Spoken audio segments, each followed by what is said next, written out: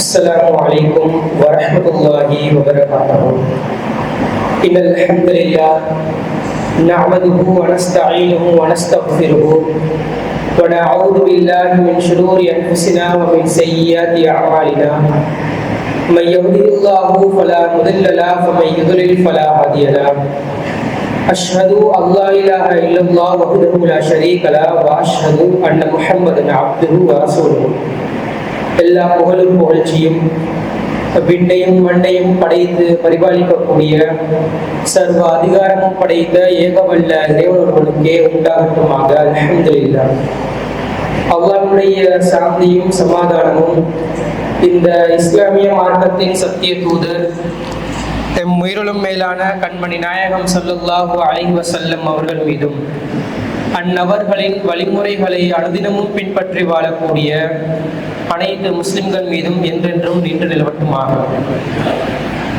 சிலோன் தௌஹீத் ஜமாத் மாலிகாவத்தை கிளையினால் ஏற்பாடு செய்யப்பட்டிருக்கக்கூடிய ரமலானை வரவேற்போம் எனும் கேள்வி பதில் நிகழ்ச்சியிலே நாம் அனைவரும் இந்த இடத்திலே ஒன்று குழுமிருக்கின்றோம்.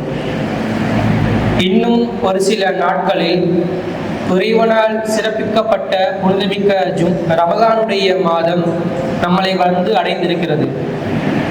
ரமலான் என்று சொன்னால் வெறுமனே நோன்பு கடமையாக்கப்பட்டு நோன்புகளை நோற்றவர்களாகவும் இரவு தொழுகைகளை நிறைவேற்றியவர்களாகவும் அதிகம் குர்ஆனை ஓதக்கூடியவர்களாகவும் திக்ர்களில் மூழ்கி இருக்கக்கூடியவர்களாகவும் தான தர்மங்களை அதிகமாக வழங்கக்கூடியவர்களாகவும் நாம் இருக்கின்றோம்.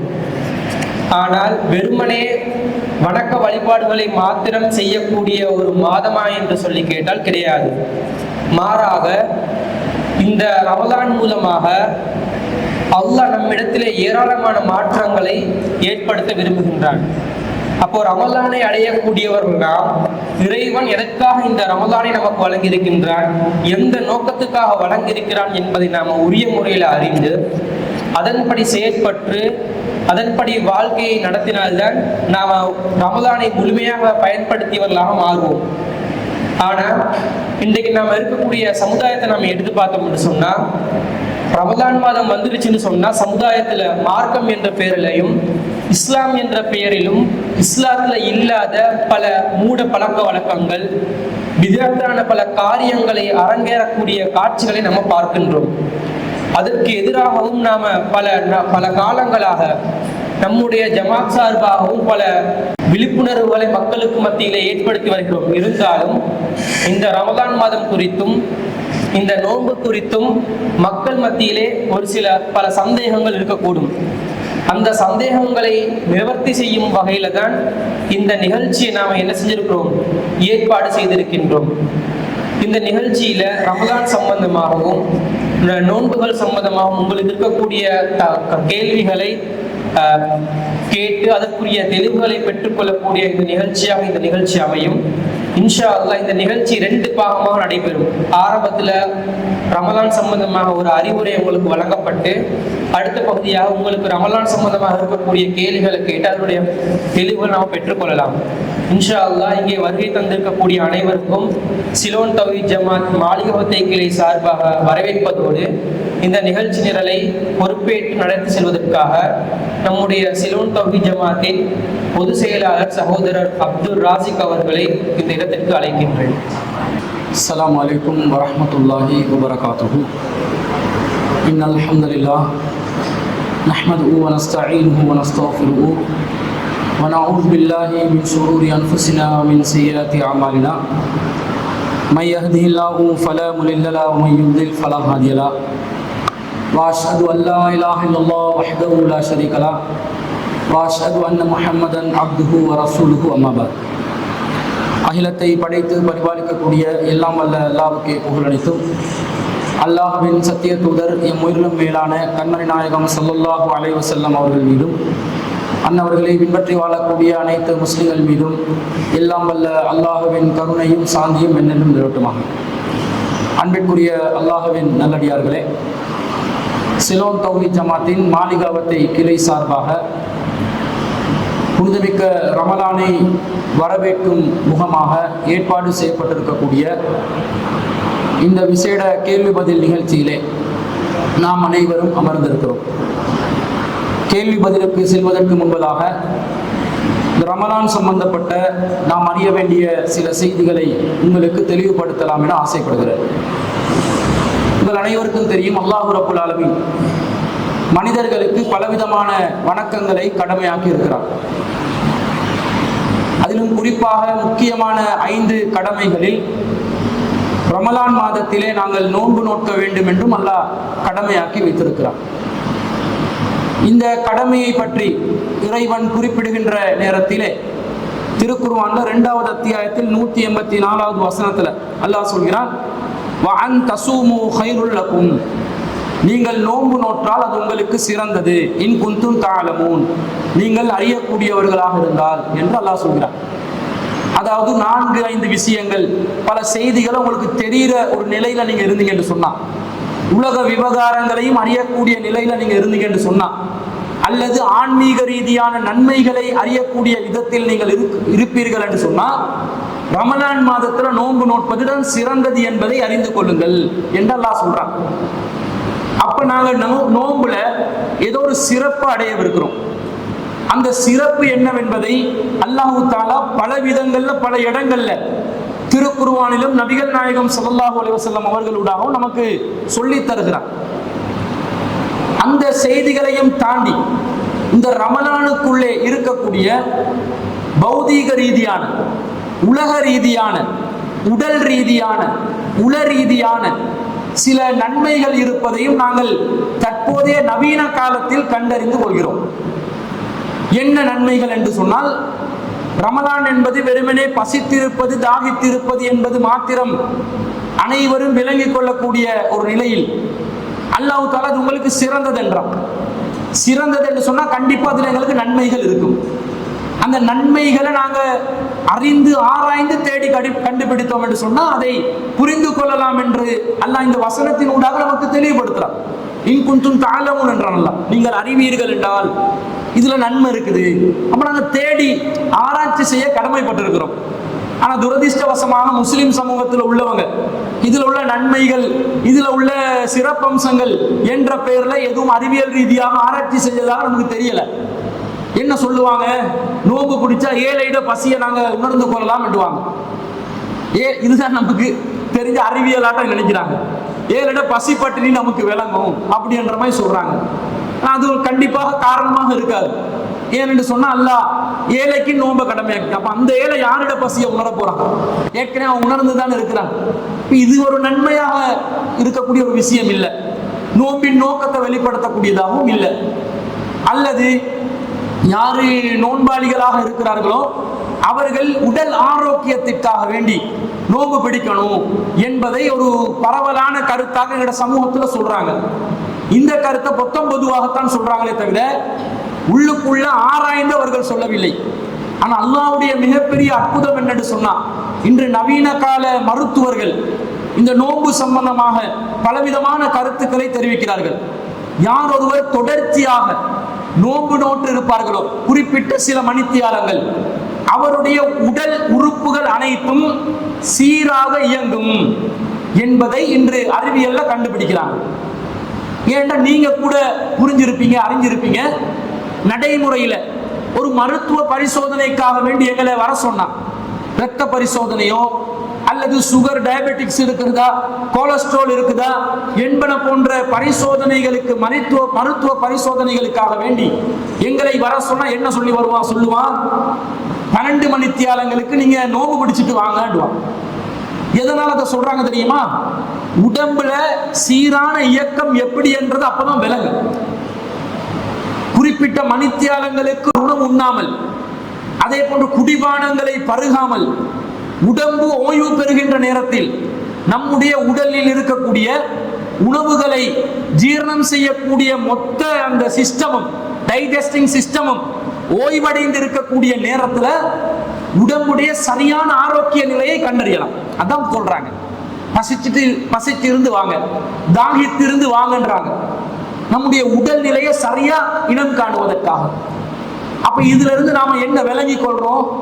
இந்த நோம்பின் ஊடாக பல காலங்களாக தொடர்ச்சியாக பலவிதமான உணவு வகைகளை உண்டு பலவிதமான பானங்களை பருகி உடம்புக்கு எந்த விதமான ஓய்வும் கொடுக்காத நிலையில் பழக்கப்பட்டவர்கள் குறிப்பிட்ட ஒரு மாதத்திலே குறிப்பிட்ட சில மணித்தியாலங்கள் முழுசா உணவுக்கு ஓய்வு கொடுக்கின்ற நேரத்தில் உடம்பு சீராக இயங்கக்கூடிய நிலையில் ஆரோக்கியத்தை, தேக ஆரோக்கியத்தை பெற்றுக்கொள்ளலாம் என்பது இந்த நோம்பின் கிடைக்கக்கூடிய மிகப்பெரிய நன்மையாக நாங்கள் விளங்கிக் கொள்றோம். அப்ப இந்த நன்மை உடல் ரீதியான ஒரு நன்மை. இது அல்லாஹ் தஆலா நமக்கு இந்த நோம்பு மூலமா தந்திருக்கிறார் என்றது நாங்கள் விளங்கிக் கொள்றோம். அடுத்தது அல்லாஹ் என்ன சொல்றான், இந்த நோம்புல கிடைக்கக்கூடிய நன்மையில உள ரீதியான நன்மைகள் இருக்கின்றன. என்ன உள ரீதியான நன்மை என்று கேட்டால், நாங்கள் இறைவனுடைய கட்டளைக்காக வேண்டிதான் நோன்பு நோக்கிறோம். அந்த கட்டளையை இறைவன் எப்படி சொல்கிறான்? 2வது அத்தியாயத்துல 183வது வசனத்துல அல்லாஹ் சொல்லும் போது, யா அய்யுஹல்லதீன ஆமனு, நம்பிக்கை கொண்டவர்களே, குத்திப அலைக்குமுஸ் ஸியாம் கமா குத்திப அலல்லதீன மின் கப்லிக்கும், உங்கள் மீது நோன்பு கடமையாக்கப்பட்டுள்ளது உங்களுக்கு முன் சென்றவர்கள் மீது கடமையாக்கப்பட்டதை போன்று, லஅல்லக்கும் தத்தகூன், நீங்கள் இறையச்சம் உள்ளவர்களாக மாற வேண்டும். ஐயாமம் மஅதூதாத், அதற்காக வேண்டி சில நாட்கள் நீங்கள் குறிப்பிட்ட நாட்களில் நோன்பு நோக்கணும் என்றால், அப்ப இறையச்சம் உண்டாகுவதற்காக நோன்பு. இது உள ரீதியான ஒரு பரிசுத்தத்தை நமக்கு அல்லாஹ் ஏற்படுத்துறான். என்ன இறையச்சம், எப்படி அது ஏற்பட போகிறது? ஒரு மனிதன் மனிதனாக வாழ்வதற்குரிய அனைத்து விதமான கட்டளைகளையும் அல்லாஹ் திருக்குர்ஆன்ல நமக்கு வழங்கி இருக்கிறான். அந்த திருக்குர்ஆனுடைய கட்டளைகளுக்கு ஏற்றாற்போல் நபிகள் நாயகம் ஸல்லல்லாஹு அலைஹி வஸல்லம் அவர்கள் வாழ்ந்து வஃபாத்தாகி இருக்கிறார்கள். அப்போ ஒரு மனிதன் சிறந்தவனாக வாழ்வதற்கு, ஒரு மனிதன் நல்லவனாக வாழ்வதற்கு எது மனிதன் செய்ய வேண்டும், எதை ஒரு மனிதன் செய்யக்கூடாது என்பதுதான் இறைவனுடைய வேதத்தின் கட்டளைகளாக, வழிகாட்டுதல்களாக இருக்கின்றன. அவற்றை கடைபிடிப்பதுதான் ஒரு மனிதனுடைய வாழ்க்கையை சீராக்கும், அவனுடைய உள்ளத்தை பக்குவப்படுத்தும், அவனுடைய மனசை ஆறுதல் படுத்தும். அடுத்தவனுக்கு தொந்தரவு இல்லாம, அடுத்தவனுக்கு சிரமம் இல்லாம, அடுத்தவனுக்கு முசீபத்தை காக்காம, எந்த இடையூறும் பண்ணாம, அடுத்தவன் பொருளாதாரத்தை சூறையாடாம, அடுத்தவனுடைய மானத்தை வாங்காம, அடுத்தவனுடைய வாழ்க்கைக்கு இடையூறாக இருக்காம ஒரு வாழ்க்கையை நாம் வாழும் பொழுது, பிறருக்கு தொல்லை இல்லாத, இன்னும் சொல்ல போனால் ஒரு படி தாண்டி பிறருக்கு நலம் நாடி வாழக்கூடிய ஒரு வாழ்க்கையை நாம் வாழுகின்ற நேரத்தில் நம்முடைய உள்ளத்துக்கு ஒரு ஆறுதல், ஒரு நிம்மதி, ஒரு சந்தோஷம் ஏற்படுகிறது இல்லையா? என்னதான் குற்றங்கள் செய்யக்கூடியவர்கள், கொலையாளிகள், இன்று சர்வசாதாரணமாக கொலைகள் பெருகி கொண்டிருப்பதை பார்க்கிறோம். நீதிமன்ற வளாகத்துக்குள்ளே புகுந்து சர்வசாதாரணமா கொலை செஞ்சுட்டு போறான். பாதாள கோஷ்டி மீண்டும் என்ன செய்து தலையை தூக்குது. அப்ப இந்த நேரத்துல மனிதர்களுக்கு ஒரு அச்சமான நிலை ஏற்படுதா இல்லையா? மனசுக்கு ஒரு நிம்மதி இல்லாத ஒரு நிலை ஏற்படுதா இல்லையா? அடுத்தவன் நம்முடைய உயிரை வாங்குற நிலையில இருக்கிறான், நம்முடைய உயிருக்கு பாதுகாப்பு இல்லை, நம்முடைய பொருளாதாரத்துக்கு பாதுகாப்பு இல்லை, நம்முடைய பிள்ளைகளுக்கு பாதுகாப்பு இல்லை என்று நாம் கருதுகின்ற நேரத்தில் நம்முடைய உள்ளம் நிம்மதி அடையாது, சந்தோஷமா இருக்காது. அப்ப அந்த யாரெல்லாம் குற்றம் செய்கிறார்களோ அவர்களுடைய பார்வையில் எடுத்து பார்த்தாலும் மன சந்தோஷத்தோட அதை செய்ய மாட்டான். ஏதோ குறிப்பிட்ட குறுகிய லாபங்களை அடைந்து கொள்வதற்காக வேண்டி, ஒரு சில பைசாக்களுக்காக வேண்டி, காசு பணத்துக்காக வேண்டி செய்கிறார்களே தவிர அவர்களுடைய உள்ளங்கள் குறுகுறுக்கத்தான் செய்யும். குற்றவியல் விசாரணை பிரிவுகள்ல ஒரு குற்றவாளியை, சந்தேக நபரை விசாரணை செய்கின்ற நேரத்தில் அவனுடைய பிளட் பிரஷர் எப்படி இருக்குதுன்னு பார்ப்பான். சாதாரணமான நிலையில பதில் சொல்கிறார்களா, ஒரு பதட்டத்தோடு பதில் சொல்கிறார்களா என்று பார்ப்பார்கள். அதுல இருந்துதான் பொய் சொல்றாங்களா உண்மையை சொல்றாங்களான்னு கண்டறிவாங்க. இந்த பொய் சொல்லும் பொழுது ரொம்ப பதட்டம் ஏற்படும். உள்ளம் குறுகுறுத்த நிலையில் பதில்கள் வருகின்ற நேரத்தில் உள்ளத்தில் ஒரு பதட்டம் ஏற்படும். இதன் மூலமாக அந்த குற்றவாளிகளை இனம் காணக்கூடிய நவீன கருவிகள் எல்லாம் இன்னைக்கு கண்டுபிடிச்சு வச்சு பாதுகாப்பு துறை ஒரு விதமான முன்னேற்றத்தை நோக்கி சென்று கொண்டிருக்கிறார்கள். இதுல இருந்து என்ன விளங்குது? குற்றவாளிகளாக இருக்கக்கூடியவர்களுடைய உள்ளமும் குறுகுறுக்குது. கொஞ்ச நாள் அதுக்கு பழகிடுவான், அது வேற விஷயம். 1-2 செய்யும் போது ஒரு மாதிரியா இருக்கும், 4-5 ஆகும் போது அது எக்ஸ்பீரியன்ஸ், ஒர்க்கிங் எக்ஸ்பீரியன்ஸ் அவன் கரிக்குலம் வீட்டால போட்டுக்கொள்வான், பாதாள கோஷ்டில எக்ஸ்பீரியன்ஸா மாறிடும். அப்ப இதெல்லாம் என்ன காட்டுது? உள்ளம் நிம்மதி அடையதில்லை, பக்குவம் அடையதில்லை. அல்லாஹ் சொல்றான், நோம்பப்படி உங்க உள்ளத்துக்கு நிம்மதி கிடைக்கும், உங்க உள்ளம் பக்குவம் அடையும். அதுதான் இறையச்சம். நீ ஹலாலை பேணி வாழ்வாய், ஹராத்தை விட்டு விலகி வாழ்வாய். எப்படி நோன்பு காலத்துல இறைவன் பார்த்து கொண்டிருக்கிறான் என்ற ஒரே காரணத்துக்காக வேண்டி நீ எப்படி உன்னுடைய ஹலாலான உணவை உனக்கு தடுத்து கொண்டாயோ, ஹராமான உணவை உனக்கு இன்னும் தடுத்து கொண்டாயோ, அதே போன்று அது அல்லாத காலங்களில், நோன்பு அல்லாத காலங்களையும் உன்னுடைய இந்த பக்குவம், இந்த பேணுதல், கட்டளைகளுக்கு அடிபணியும் தன்மை உன்னுடைய உள்ளத்திலே ஏற்பட வேண்டும். அதான் லஅல்லக்கும் தத்தக்கூன் என்று அல்லாஹ் சொல்கிறார். அப்ப நாங்க ஒரு நிம்மதியான வாழ்க்கை, அடுத்தவனுக்கு தொந்தரவு இல்லாத, இடையூறு இல்லாத, அடுத்தவன் நிம்மதியை சீர்குலைக்காத, இறைவன் நமக்கு ஹலாலாக்கியது நன்மையான காரியங்கள் தானே, அதை மட்டுமே செஞ்சு இறைவன் எது தொல்லையாக பிற மனிதர்களுக்கு ஆபத்தா இருக்குமோ, தனக்கும் எது ஆபத்தா இருக்குமோ அதெல்லாம் தடை செஞ்சிட்டானே, அந்த நஜீசுகள் அசுத்தங்கள் இருந்து நாங்கள் விலகியவர்களாக வாழக்கூடிய ஒரு அற்புதமான இன்பகரமான வாழ்க்கையை வாழலாம் என்பது இந்த நோம்பின் யதார்த்தத்தில் நமக்கு விளங்கக்கூடிய ஒரு உண்மையாக இருக்கிறது. இதை நபிகள் நாயகம் ஸல்லல்லாஹு அலைஹி வஸல்லம் அவர்களும் தெல்ல தெளிவான வார்த்தைகளில் நமக்கு தெளிவுபடுத்துகிறார்கள். சஹீஹுல் புகாரியில 1903வது செய்தியில பதிவு செய்யப்பட்டிருக்கிறது. மல்லம் யதா கௌல ஸூரி வல் அமல பிஹி ஃபலைஸ லில்லாஹி ஹாஜத்துன் ஃபீ அன் யதா தஆமஹு வ ஸராபஹு. யார் ஒருவன் வீணான பேச்சுக்களை விட்டு விலகவில்லையோ, வீணான காரியங்களை விட்டு விலகவில்லையோ, ஃபலைஸ லில்லாஹி ஹாஜத்துன் ஃபீ அன் யதா தஆமஹு வ ஸராபஹு, அல்லாஹ்க்கு எந்த தேவையும் இல்லை ஒருவன் தன்னுடைய உணவை விட்டும் தன்னுடைய குடிபானங்களை விட்டும் விலகி இருப்பதனால், தனக்கு தடுத்துக் கொள்வதனால் எந்த தேவையும் அல்லாஹ்க்கு இல்லைன்னு அல்லாஹ் சொல்றான். அப்ப நோன்புட நோக்கம் என்ன? நீ நோன்பு நோற்று இருந்தால் வீணான காரியத்தில் ஈடுபடக்கூடாது, வீணான செயற்பாடுகள் இருக்கக்கூடாது, வீணான பேச்சுக்கள் இருக்கக்கூடாது. இப்ப பக்குவப்படுத்துதா? நம்முடைய நாம பக்குவப்படுத்துதா? எப்ப நாவு பக்குவம் அடையும் என்றா உள்ளம் பக்குவம் அடைந்தால் தான். ஒரு சிலர் வள வள வள வளன்னு பேசிக்கொண்டே இருப்பாங்க. செட்ட பாக்ஸ்ன்னு சொல்லுவோம் நாங்க, காது கடி எண்டுவோம், ரத்தம் வருது எண்டுவோம். இந்த மாதிரி பேசுறவங்க அவங்களோட உள்ளத்துல ஒரு பக்குவம் இருக்காது. தேவைக்கு பேச சொன்னாங்க ரசூல் ஸல்லல்லாஹு அலைஹி வஸல்லம். மன் கான யுமினு பில்லாஹி வல் யௌமில் ஆகிர், யார் அல்லாஹ்வை மறுமை நாளையும் நம்புகிறார்களோ அவர்கள் நல்லதை பேசட்டும், அவில் யஸ்முத், அல்லது வாயை மூடி மௌனமாக இருக்கட்டும் என்றாங்க. ஏன் சொன்னாங்க? உள்ளம் பக்குவம் அடைஞ்சாதான் இந்த நாக்கும் பக்குவம் அடையும். வார்த்தைகளை நாங்கள் அளந்து பேசுவோம், தேவையானது மட்டும் பேசுவோம், அவசியமற்ற எதையும் பேச மாட்டோம். அப்ப நம்முடைய உள்ளத்தால் நாம் பக்குவம் அடைந்தவர்களாக மாறக்கூடிய ஒரு விஷயம் இந்த நோன்புல ஏற்படும். நோன்பு அதனுடைய விளைவை நமக்கு வெளிப்படுத்தி காட்ட வேண்டும். நோம்பை பிடிச்சு கொண்டு அம்மா ஆத்தாண்டு பேசி கொண்டிருந்தா அவன் நோம்புல என்ன பலன் இருக்குது? நோம்பு பிடிச்சு கொண்டு அடுத்தவன் புறம் பேசி கொண்டிருந்தா அவன் நோம்புல என்ன பலன் இருக்குது? நோம்பு பிடிச்சு கொண்டு அநியாயத்துக்கும் சூழ்ச்சிகளுக்கும் உடந்தையாக பேச்சுவார்த்தைகளை நடத்தக்கூடியவனாக இருந்தால், பெருமையான பேச்சுக்களை பேசக்கூடியவனாக இருந்தால், துரோகம் இழைக்கும் பேச்சுக்களை பேசக்கூடியவனாக இருந்தால் அவனுடைய நோம்பு அவனுக்கு என்ன பலனை தரும்? இந்த பலனை தராது. வல் அமல பிஹி, வீணான நடவடிக்கைகளில் இருந்து அவன் விலக வேண்டும். எப்படி பக்குவத்தை கொண்டு வருதுன்னு பாருங்க. மைண்ட் கட்டுப்பட்டாதாங்க எங்களோட கைகள் கட்டுப்பட்டு இருக்கும், கால்கள் கட்டுப்பட்டு இருக்கும். சில மனிதர்களை பார்க்கிறோம், ஒரு நிமிஷம் சைலண்டா இருக்க மாட்டானே, ஒரு நிமிஷம் ஒரு இடத்துல குந்தி இருக்கலாது.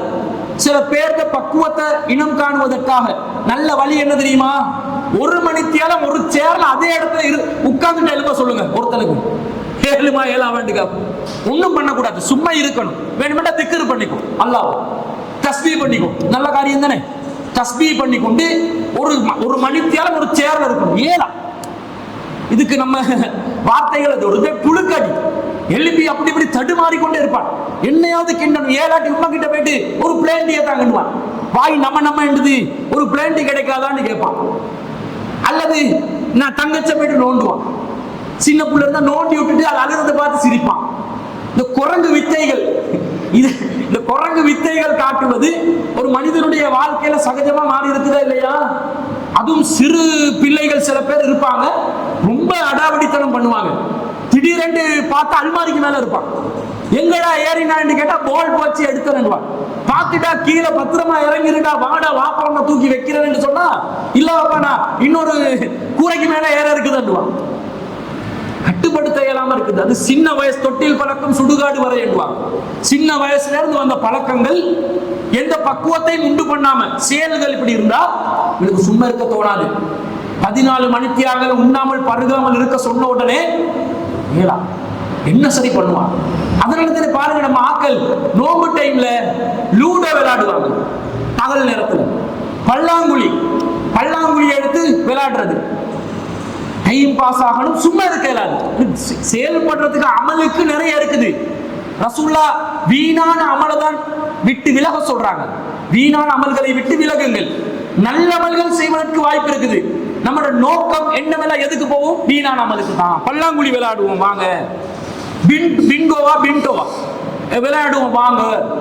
ஒருத்தர் கொண்டு இல்லாட்டி ராவு நேரத்துல நோம்பு காலத்துல நைட்ல நடு ரோட்ல ஃபுட்பால் விளையாடுவோம் வாங்க. சோப் என்ற ஒரு விளையாட்டு இருக்குது, தெரியுமோ தெரியல உங்களுக்கு? ஒரு சோப் ஒரு பாக்ஸ் ஒன்றை வரைஞ்சி அதுல ஒருத்தர் ஓடி வந்து ஒருத்தருக்கு தட்டி விட்டு அவுட்டு. இதை விளையாடுவான் நைட் ஜாமத்துல கத்தி தொலைச்சு கொண்டு விளையாடுவான். இவங்க எல்லாம் பக்குவம் அடைந்தவர்களா? செயலில் பக்குவம் அடைந்தவர்களா? நோம்பு பசித்து இருக்கிறான், தாவித்து இருக்கிறான், எந்த பக்குவமும் அவனிடம் வரவில்லை. அல்லாஹ் சொல்றான், நீங்க நோம்பு நோட்பது சிறந்தது நீங்கள் அறிந்து நோம்பு நோட்பதாக இருந்தால் இந்த வீணான காரியங்களை விட்டு அவன் விலக வேண்டும். இன்னொரு ரிவாயத்துல ரசூலுல்லாஹ் சொல்றாங்க, மடமைத்தனத்திலிருந்து ஒருவன் விலக வேண்டும். நோம்பு காலத்துல சுத்த மடையனா இருக்கக்கூடாது, மடத்தனமான காரியங்கள்ல ஈடுபடக்கூடாது. நம்ம ஆக்கள் நோம்பு வர்றதுக்கு முன்னாடியே சாபான் மாதத்துல 15ஆம் இரவுல பராத்து ரொட்டி என்ற பேர்ல ரொட்டி, ஈச்சப்பழம், வாழைப்பழம், கல்கண்டு பங்குன்ற பழக்கம் கொண்டு வந்தாங்க. எங்கால வந்துச்சு என்று கேட்டா பாரம்பரியத்திலிருந்து நாங்க செஞ்சு வாரோம் என்றாங்க. ரசூலுல்லாஹ் இதுக்கு வழிகாட்டினாங்களா? ஹதீஸ் ஆதாரங்கள் இருக்குதா? ரொட்டி சுட்டு கொடுக்கிற அளவுக்கு ரசூலுல்லாஹ்க்கு இருந்துச்சா? ரசூலுல்லாஹ் தோல் நீக்கப்பட்ட கோதுமையை கண்டதே இல்லைன்னு வருது. நீங்க ரொட்டியில எந்த மாவை கொண்டு ரொட்டியை சமைக்கிறாங்க? தோல் நீக்கப்பட்ட, பதனிடப்பட்ட, பக்குவமாக்கப்பட்ட, எல்லா விதத்திலும் உணவுக்கு லேசான உணவு தானே இந்த ரொட்டியா கொடுக்குறாங்க. ரசூலுல்லாஹ் அத்தகைய கோதுமை மாவை கண்டதே இல்லை. நபிகள் நாயகத்தின் வாழ்க்கையில் சல்லாடையை பார்த்ததே இல்லை. சல்லாடை தெரிந்தானே? இப்ப நாங்க அரிப்போம், என்னது சல்லாடை, மாவு அரிப்போமே, அந்த சல்லாடை, இத ரசூலுல்லாஹ் பார்த்ததே இல்லையா? அப்படி பார்க்கலன்னு சொன்னா இந்த ரொட்டியை ரசூலுல்லாஹ் கொடுக்குற பழக்கம் வச்சிருந்து இருப்பாங்களா? இல்லன்னு விளங்குதா இல்லையா? இவங்க கொடுக்குறாங்க. அது மட்டுமா, நோன்பு காலத்துல நிறைய மூட பழக்க வழக்கங்கள், மௌட்டிகங்கள் நிறைய கிடக்கிறத பார்க்கிறோம். தொழுகை எடுத்துக்கொண்டாலும் இரவு தொழுகையில வேகமாக தொழக்கூடிய காட்சிகளை பார்க்கிறோம். எக்ஸ்பிரஸ் கோச்சி மாதிரி தொழுக போகும். அது சரி, ஒரு வகையில சரி ஏதாவது பண்ணி அது அனுமதிக்க முடியாது. தொழுகிறோம் என்ற பேர்ல கோழி குத்துற மாதிரி தொழ வேண்டாம் என்று ரசூலுல்லாஹ் தடுத்து விட்டார்கள். ஆனா இந்த நோம்பை பிடிச்சு கொண்டு என்ன பண்ணுவாங்க தெரியுமா? நோம்பை பிடிச்சி எச்ச விழுங்க விட மாட்டாங்க. எங்கட எச்சி நாங்க விழுங்கினா என்ன ஆக போகுது? அது காரி அந்த சளியை விழுங்கலாமான்னு கேட்டா சளி பொதுவாகவே விழுங்க கூடாது தானே. சளி எப்ப வெளியே வருதோ, காரி வருதோ, அதை வெளியே துப்பிடணும். அதை புழுங்கி டேஸ்ட் பண்ணி சாப்பிடுறதுக்கு அதை சர்பத்தா திருப்பி புல்டோ டொஃபியா அது சளியை எடுத்து ருசிச்சு சாப்பிடுறதுக்கு அதை வெளியே தான் கக்கி போடணும். அது சரி தப்பி தவறி ஒருத்தனுக்கு மிஸ் ஆகி போச்சு, வெளியே எழுப்பி போறதுக்கு மாச்சலன்னு ஒருத்தன் விழுகிட்டான். நோம்பு கலாவாகுமா? கலாவாகாது. இவன் நோம்பு பாத்தியில் ஆகிருமன்றான்.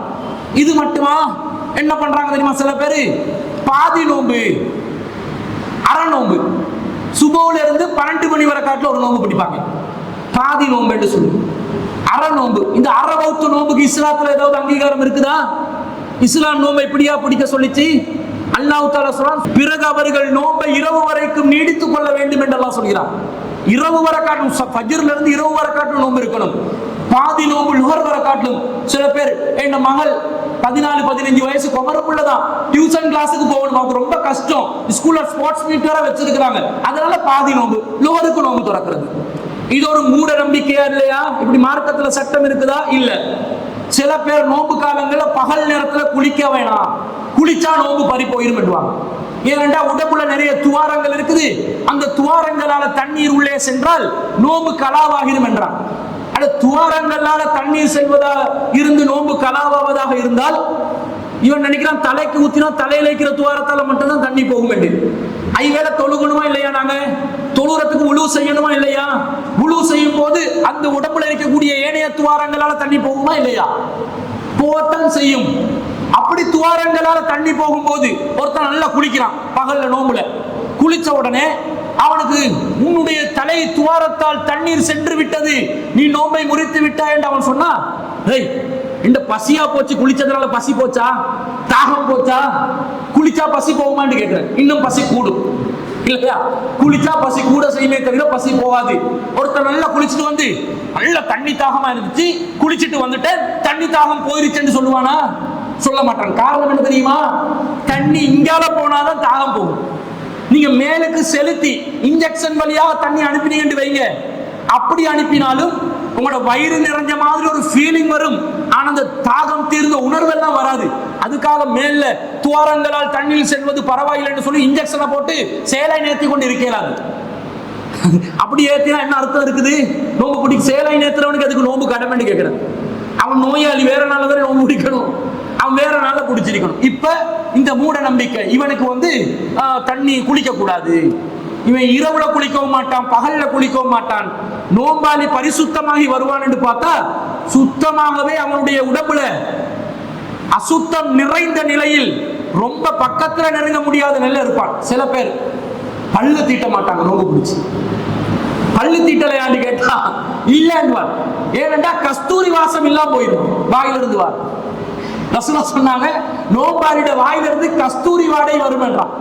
சரி, நீங்க நோம்பு பிடிச்சி பல்ல தீட்டாம வாய ஹாண்டி இப்ப திறந்து காட்டுங்க, கஸ்தூரி வாசம் வருமா? பக்கத்துல இருக்கிறவங்க அப்படியே டெட் பாடி ஆகிடுவான். அவ்வளவு துர்பாடு வருமா இல்லையா? ஏண்டா சாப்பாடு இல்லாத நேரத்துல வயிற்றுல என்ன செய்யும்? அந்த உறுப்புகள் எல்லாம் ஓய்வடைஞ்சு கேஸ் வெளியேற்ற பார்க்கும். கேஸுகள் ரெண்டு இடத்தால வெளியாகும், ஒன்று வாயால, ஒன்று பேக் சைடால வந்துடும். ரெண்டு கேஸும் டேஞ்சர் தான். முன்னால கேஸ் வந்தாலும் டேஞ்சர் தான், பின்னால கேஸ் வந்தாலும் டேஞ்சர் தான். அதனால பின்னால கேஸ் விட்டுறவன் கண்டிப்பா சபையில விடக்கூடாது. சபையில இருந்து வெளியே போயிட்டு என்னால அடுத்தவனுக்கு தொந்தரவு வந்துடும். என்ன, இஸ்லாம் என்பது பிறர் நலன் நாடுவது தானே. அதுல மிக முக்கியமான ஒரு நலம், என்னுடைய துர்வாடி அடுத்தவனுக்கு கொடுத்துடக்கூடாது. அடுத்தவனுக்கு துர்வாடையை கொடுத்து அவனை மூர்ச்சியிலிருந்து விழ வச்சு அவன் தேக ஆரோக்கியத்துக்கு என்னால் பாதிப்பு வரும் என்றால் அந்த கேஸ வாயுவை நான் வெளியாக்காம இருந்து எனக்கு நோய் வந்துடும்.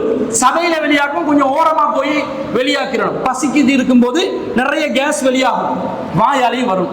அந்த கேஸ் விட்டு பாருங்களேன், ரொம்ப வாடையா இருக்கும். இவன் பல்லையும் துளக்காம இருந்து அந்த கேஸ் கஸ்தூரி மனம் கமலுகிறது, அனைவரும் அந்த நறுமணத்தில் மிதங்குங்கள் என்றா மிதங்கி போவான். ஆக்சிடென்ட் ரோட்ல தான் இருப்பா எல்லாரும். அப்ப என்ன அர்த்தம்? அது அல்லாஹ்விடத்தில் அல்லாதை கண்ணியமாக ஆக்குகிறான். இந்த மூட நம்பிக்கையால தான் பல் துளக்க மாட்டான். கேட்டா அது எப்படி பல் துளக்கிறது? எச்சி அந்த பல் துளக்கும் போது டூத் பேஸ்ட் உடைய அந்த சுவை நம்முடைய நாவு உணருமா இல்லையா? அதனால பல் துளக்க முடியாது என்றான். இப்படி எல்லாம் ஃபத்வா கொடுக்குறாங்க. சூஃபியாக்கள் எல்லாம் இப்படி சொல்லி இருக்கிறாங்கன்னு சொல்லி தரீக்கத்துகள்ல இந்த மாதிரி ஃபத்வாக்கள் கொடுத்து, தரீக்கத்துல எத்தனை பேர் பல் துளக்காம இருக்கிறாங்கன்னு நமக்கு தெரியல. இந்த மாதிரி ஃபத்வாக்கள் இருப்பது நமக்கு தெரியும். இத பாக்குறோமா இல்லையா? பாக்குறோம். நான் கேட்கிறேன், நோம்பு காலத்துல ரசூல் ஸல்லல்லாஹு அலைஹி வஸல்லம் அவர்கள் ஐவேளை தொழுகையை நமக்கு விதிவில காட்டினாங்களா? நீ நோம்பு பிடிச்சி தொழுதுறாதே. ரசூல் ஸல்லல்லாஹு அலைஹி வஸல்லம் என்ன சொன்னாங்க? நோம்பு காலத்துல நாங்க தொழணும். நோம்புல எல்லாம் விதிவிலக்கில தொழுகையில தொழுகும் போது என்ன சொன்னார்கள்? பல் துலக்குமாறு சொன்னார்கள். என்னுடைய சமூகத்துக்கு சிரமம் இல்லாவிட்டால் ஒவ்வொரு தொழுகையின் போதும் பல் துலக்குவதை நான் கட்டளையிட்டு இருப்பேன் என்றாங்க ரசூலுல்லாஹ். ரசூல் ஸல்லல்லாஹு அலைஹி வஸல்லம் அவர்கள் பல் துலக்குவார்கள், வுளூ செய்வார்கள் என்று வரும். தொழுவதற்கு முன்பதாக ரசூல் ஸல்லல்லாஹு அலைஹி வஸல்லம் அவர்கள் செய்யும் மிக முக்கியமான அமல் என்ன? பல் துலக்குவது. அது உளுவின் ஒரு அங்கம் அல்ல, அது பிரத்யேகமான ஒரு வணக்கம். பல் துலக்குவது ஒரு வணக்கம், நபிகள் நாயகம் செய்திருக்கிறார்கள். அது ஒவ்வொரு தொழுகையிலும் நாங்கள் செய்ய வேண்டும். அப்ப ஒவ்வொரு தொழுகையிலும் என்றா இதையும் குண்டக்க மண்டக்க புரிஞ்சு நம்ம ஆக்கும். எல்லாம் குண்டக்க மண்டக்க தானே புரியுறது. தலை எது வால் எதுன்னு புரியுறது. வால் தலைன்னு மாத்தி தான் சொல்றது எல்லாத்தையும். பல் துலக்கிறது ஒவ்வொரு தொழுகையிலும் ரசூலா கட்டளை இட்டாங்கன்னு சொல்லி சில பேர் என்ன பண்ணுவாங்கன்னா, சப்புல மிஸ்வாக் குச்சி எடுத்து இப்படி பல்ல தீட்டுவான். தீட்டின பல்லுல எச்சி வந்திருக்கும். இது என்ன செய்யறது? துப்பணுமா இல்லையா? துப்ப மாட்டான், விழுங்குவான். என்ன ஆரோக்கியம், என்ன சுத்தம். அத்துஹூரு நிஸ்புல் ஈமான். சுத்தம் என்பது ஈமான்ட பாதி. ஈமானே இல்லாமக்கிற வேலையை பண்ணி கொண்டு இருக்கிறாங்க. இதெல்லாம் மூட நம்பிக்கைகள். ரசூலுல்லாஹ் சொல்றாங்க, தொழுகும் போதுன்னா தொழுகைக்கு முன்பதாக அர்த்தம், உளுவின் போது அர்த்தம். என்ற ரசூலுல்லாஹ் உளுவுக்கு முன்னாடி தான் பல் துலக்குவாங்க. பல் துலக்க சொல்லி இருக்கிறாங்களே, இப்ப ரசூல்லா அந்த மாதிரி ரமலானிலும் ரசூல்லா பல் துளக்கி தானே இப்ப தொழுது இருப்பாங்க. ரமலான்ல இதுல விதிவிலக்கப்பா, நீங்க மிஸ்வாக் குச்சியை எடுத்து டூத் பேஸ்ட்ல சிக்னலோ குளோகார்டோ குளோகேட்டோ ஏதாவது ப்ளீச்சிங் பவுடரோ எதையாவது போட்டு பல் துளக்கிறேன்னு வைங்க. ஒரு பேச்சுக்கு ப்ளீச்சிங் பவுடரை போட்டு பல் துளக்க கூடாது சும்மா சொன்னேன்னா, அப்புறம் ஃபத்வா கொடுத்துட்டு அதுல போயிட்டு யாராவது பல் துளக்கி வாய்க்கு பல்லெல்லாம் கண்டு விழுந்துச்சுன்னா நான் பொறுப்பு சொல்லலாது. எதையாவது போட்டு பல்ல துளக்கி துளக்கும் பொழுது ஒரு சுவை வருது, அதனால் பயன்படுத்த மாட்டோம் என்றால் மிஸ்வாக் குச்சி எடுத்து நீங்க பல் துளக்குறீங்க, மிஸ்வாக் குச்சி ஒரு விதமான கசப்பு வருமா இல்லையா? அதுவும் ஒரு விதமான சுவை தானே. கசப்பு, உவர்ப்பு, இனிப்பு எல்லாம் தானே சுவைகள்ல வருது. அறுசுவையில எல்லாமே தானே வரும். உவர்ப்பும் கசப்பும் எல்லாம் இருக்கத்தானே செய்யும். மிஸ்வாக் குச்சியை எடுத்து பாருங்க, நல்ல ஒரு டொஃபியா திங்கிற மாதிரி ருசியா இருக்குமா? அல்லது ருசியும் இல்லை, இனிப்பும் இல்லை, கசப்பும் இல்லாம இருக்குமா? ஒரு விதமான புளிப்பும் கசப்பும் அதிலே வரும். என்ன மரக்குச்சி, ஒரு மரக்குச்சி. அப்ப மரக்குச்சி ஒன்றை வச்சு பல் துளக்கி ரசூலா பல் துளக்கி இருந்தார்கள் என்றால் அதனூடாக ஒரு சுவை, ஒரு இனிப்பு சுவை இல்லாவிட்டாலும் வேறொரு விதமான சுவை வந்திருந்ததா இல்லையா? அதனால ரசூல்லா நோன்பு காலத்துல யாரும் மிஸ்வாக் குச்சியை பயன்படுத்தாதீர்கள், பல் துளக்காதீர்கள் என்று தடை விதித்தார்களா? இல்லை. இப்படி செய்யறத நாங்க பார்க்கிறோம். அடுத்தது நிறைய சில பேர் நோன்பு பாத்திலாகும் என்று கண்டு நின்ற காரியங்களுக்கு எல்லாம் நோன்பு பாத்திலாகும் என்று சொல்லி பயணத்துல போவாதே, அது பண்ணாதே, இது பண்ணாதே, நீ அல்லாஹ் குர்ஆனை ஓதி கொண்டுதான் இருக்கணும், நீ சும்மா உலக செய்தியை பார்த்துறாது, நோன்பு தொலைஞ்சு போயிடும் என்றெல்லாம் சொல்லி சமூகத்தை வழிகெடுப்பதை பார்க்கிறோம். இது நோன்புல இல்ல நன்மை அல்ல. இந்த மடத்தனத்தை விட்டு நாங்கள் வெளியே வர வேண்டும்.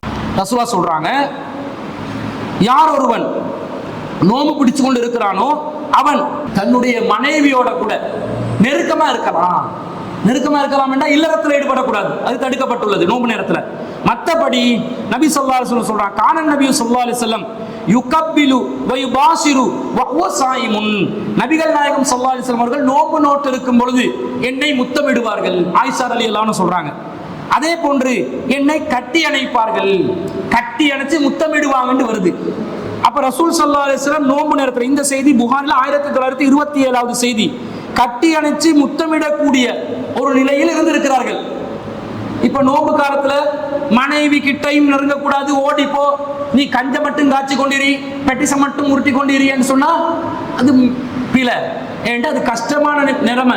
அவங்களும் இந்த கிச்சனுக்குரிய ஆக்களாகவே நாங்க வச்சதுனால அவங்க காலையில எந்திரிச்ச நேரத்துல இருந்து நோம்பு திறக்கிற நேரம் வர காட்டலும் டியூட்டி கொஞ்சமாவது மனசாட்சி இல்லாம ஹெல்ப் ஆவது பண்ணுவானா? இவன் போயிட்டு பெட்டிஸ் வேணுமென்றுவான், சம்சா வேணுமென்றுவான், சர்வத் வேணுமென்றுவான், அங்கால மறுவ டீயும் நோம்பு திறந்து வேணுமென்றுவான், கஞ்சியும் வேணுமென்றுவான், எல்லாத்தையும் நீ செய்யண்டுவான். ஒரு சம்சாவுக்காவது சம்சாவை ரோல் பண்ணியாவது கொடுத்திருப்பானா? ஒரு பெட்டிஸ வந்து அச்சில போட்டு நசுக்கி மனைவிக்கு ஹெல்ப் பண்ணிருப்பானா? பொறிச்சுதான் எடுத்திருப்பானா? எதையும் பண்ண மாட்டான், வேணுமென்றுவான். ரசூலை இப்படி கொடுமைப்படுத்தல, ஹெல்ப் பண்ணி தான் இருந்திருக்கிறாங்க. என்ன செஞ்சிருக்கிறாங்க? நோம்பு நேரத்துல கட்டி அணைச்சி முத்தமிட்டு ரொம்ப பாசமா இருந்திருக்கிறாங்க. இந்த மாதிரி இருக்கணுமா இல்லையா? மனைவி விட்டு தூரமாக இருக்கணும் என்றது இல்ல. இது இன்னொரு விஷயத்தையும் பார்க்கணும்.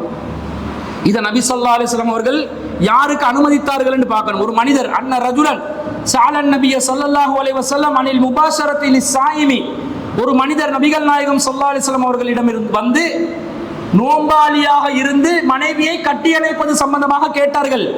ஃபரஹஸலஹு, ரசூல் அவருக்கு அனுமதித்தார்கள். வஅதாஹு ஆகர், இன்னொருவர் வருகிறார். ஃபஸஅலஹு, அவர் கேட்கும்போது ஃபனஹாஹு, அவருக்கு ரசூலா வேண்டாம் என்றார்கள். என்ன இது ரசூலா ஏன் ஒருத்தருக்கு அனுமதிச்சு ஏன் ஒருத்தருக்கு வேண்டாம் என்றாங்கன்னு பார்த்தா, ஃபைதல்லதி ரஹஸலஹு ஷேஹுன், யாரு வந்து ரசூலா யாருக்கு ரசூலா அனுமதி கொடுத்தார்களோ அவர் ஒரு ஷேகா இருந்தார். ஷேகண்டா வயோதிபராக இருந்தார். வல்லதி நஹாஹு ஷாபுன், யாருக்கு ரசூலா தடை செஞ்சாங்கண்டா இளைஞருக்கு தடை செய்தார்கள். இளைஞன் கட்டி அணைக்கிறது முத்தமிடுறதோட நின்று கொள்ள மாட்டான், அதை தாண்டிடுவான், நோம்பு பாத்திலாகிரும் என்பதனால இளைஞனுக்கு வேணான்னுட்டு ரசூல்லா வயோதிபர்களுக்கு அனுமதி கொடுக்குறாங்க. இப்ப ரசூலுல்லா இளைஞர்களுக்கு வேணாண்டாங்க. அங்க யாரு ரசூல் ஸல்லல்லாஹு அலைஹி வஸல்லம் அணைச்சு கொண்டது? மனைவி ஆயிஷா ரலியல்லாஹு, ஒரு யுவதி தானே அவங்களும், அவங்க சின்ன வயசுல தானே இருந்தாங்க. ஏன் ரசூல்லா ஆணை குறிச்சு இந்த சட்டத்தை சொன்னாங்கன்னு பார்க்கணும். இல்லறத்தை தீர்மானிப்பவன் ஒரு ஆண் தான். ஒரு பெண் என்னதான் உணர்ச்சி வசப்பட்டாலும் இல்லறத்துல அவங்க தீர்மானிக்க முடியாது. ஆண் இஷ்டப்பட்டாதான் இல்லறம் தீர்மானமாகும். அதுல நபி ஸல்லல்லாஹு அலைஹி வஸல்லத்தை பத்தி அறிவிக்கிறாங்க. ரசூல் ஸல்லல்லாஹு அலைஹி வஸல்லம் அவர்கள் தன்னுடைய உணர்வுகளை அதிகமாக கட்டுப்படுத்தக்கூடியவர்களாக இருந்தார்கள். உணர்வை கட்டுப்படுத்துவாங்க ரசூல் அப்படி கண்ட்ரோல் இருந்தாங்க, மைண்ட் கண்ட்ரோல் இருந்ததுனால கட்டி அணைக்கிறதோட முத்தமிடுறதோட என்ன செஞ்சாங்க, நிறுத்தி கொண்டாங்க. அப்ப இந்த மாதிரி சலுகைகளும் நோம்புல இருக்கிறதுன்றதை விளங்கி, இந்த மாதிரி நன்மைகள் இருக்கிறத விளங்கி நாங்க நோம்பு நோக்கணும். இன்னொரு அறிவிப்புல ரசூல் ஸல்லல்லாஹு அலைஹி வஸல்லம் சொல்றாங்க, நீங்க யாராவது நோம்பு நோற்று கொண்டிருக்கிறீர்கள், ஒருத்தன் உங்களோடு சண்டை பிடிக்க வர்றான், ஃபல்யகுல் இன்னி சாயிமுன் மர்ரத்தைன், அவர் சொல்ல வேண்டும் நான் நோம்பாளி என்று 2 தடவைகள் சொல்ல வேண்டும் என்று ரசூலுல்லாஹ் சொல்றாங்க. நோம்புல உள்ளம் கட்டுப்படுத்திக் கொள்ற மாதிரி பாருங்க, வீணான காரியங்களை கட்டுப்படுத்திக் கொள்ற மாதிரியே பாருங்க ரசூலுல்லாஹ் எப்படி சொல்லி தர்றாங்க. யாராவது சண்டை பிடிக்க வந்தா இஸ்லாமிய மார்க்கம் என்ன சொல்லுது, வேணான்னு அவனை தடுத்துறணும். மீறி அவன் அடிச்சானண்டா அவனுக்கு திருப்பி அடிக்கலாம். அவன் எந்த அளவுக்கு நம்மளை காயப்படுத்தினானோ அந்த அளவுக்கு அவனை காயப்படுத்தலாம். இஸ்லாமிய அரசாங்கம் இருந்து அரசாங்கத்துக்கிட்ட ஒப்படைக்கணும், நாங்க கையில் எடுக்கக்கூடாது சட்டத்தை. இதானே பொதுவான விதி. ஆனா இலங்கை நாட்டுல அடிச்சவனுக்கு அடியெல்லாம் சொல்ல மாட்டான், போலீஸுக்கு வந்து புகார் செய்யணும் தான் சொல்லுவான். அப்ப ரசூல் ஸல்லல்லாஹு அலைஹி வஸல்லம் இந்த சமூகத்துக்கு என்ன சொல்லி கொடுக்குறாங்க, நோம்பு பிடிக்கிற நேரத்துல ஒருத்தவனுக்கு அடிக்க வந்தா நீ என்ன சொல்லணும், நான் நோம்பாளி, உனக்கு திருப்பி அடிக்கிறதுக்கு உனக்கு உரிமை இருந்தாலும் நீ உன்னை உள்ளத்தை கட்டுப்படுத்திக் கொள்ள வேண்டும். அதுக்காக ஒருத்தன் கத்தி எடுத்து குத்துறதுக்கே வரான், கத்தி முனையில துப்பாக்கி முனையில வந்து வைக்கிறான். அந்த நேரத்துல நான் நோம்பாளி என்றா கதை முடிஞ்சிடும், அவ்வளவுதான், கோவிந்தான்னு போக வேண்டியதுதான். அந்த நேரத்துல அது இடம் பொருள் லெவல கவனிக்கணும், அந்த நேரம் இல்ல. இப்ப ரசூலுல்லாஹ் பத்ர் போர் செஞ்சாங்க, எப்படி செஞ்சாங்க, நோம்பு பிடிச்சுதானே செஞ்சாங்க, போரே செஞ்சிருக்கிறாங்களே. அப்ப பத்ர் போர்ல போயிட்டு எதிரிகள் அடிக்கும் போது இன்னி சாயிமுன் என்று சொல்லிக் கொண்டிருந்தாங்களா, நஹ்னு சாயிமுன், நாங்கள் நோம்பாளிகள் சொல்லிக் கொண்டா இருந்தாங்க இல்ல.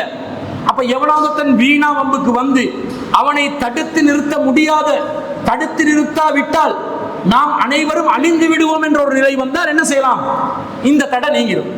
இந்த மாதிரி ஒரு பல நன்மைகளை, உடல் ரீதியாக நன்மையை தருது, நமக்கு தேக ஆரோக்கியத்தை நோம்பு தருது, உள ரீதியாக நன்மையை தருது, நல்லதுல ஈடுபட்டு தீயதிலிருந்து விலகி கொள்ளக்கூடிய பக்குவத்தை தருது, அதே போன்று நம்முடைய செயற்பாடுகளை பக்குவமாக்குது. இந்த மாதிரி உடல் உள செயற்பாடுகள் அனைத்தையும் பக்குவம் படுத்தக்கூடிய தன்மை நோம்புக்கு இருப்பதனாலதான் அல்லாஹ் சொல்றான், நீங்க நோம்பு பிடிச்சா உங்களுக்கு நல்லது, இன் குந்தும் தஅலமூன், நீங்கள் அறியக்கூடியவர்களாக இருந்தால் என்று அல்லாஹ் சொல்கிறான். அந்த மாதிரி ஒரு சிறப்பான நோம்பாக இந்த நோம்பை நாங்க ஆக்கிக்கொள்ளணும். புரிஞ்சு விளங்கி சட்ட திட்டங்களை அறிஞ்சி அந்த நோம்புல நாங்க எதை செய்யணும் எதை செய்யக்கூடாதுன்றதை விளங்கி இறையச்சத்தை வளர்த்து அந்த நோம்புல கிடைக்கக்கூடிய நன்மைகளை கூடுதலான முறையில் அடைந்து ஒரு சிறப்பான நோம்பாக இந்த வரும் ரமலானை நாங்கள் ஆக்கிக் கொள்வோம் என்று சொன்னால் அல்லாஹ் நமக்கு விதித்த அனைத்து நன்மைகளையும் நோம்பிலே நாங்கள் அடைந்து கொள்ள முடியும் என்பதை கூறிக்கொண்டு என்னுடைய அறிமுக உரையை நிறைவு செய்து கொள்கிறேன். உங்களுடைய கேள்விகளுக்கான வாய்ப்புகளை வழங்கிவிட்டேன்.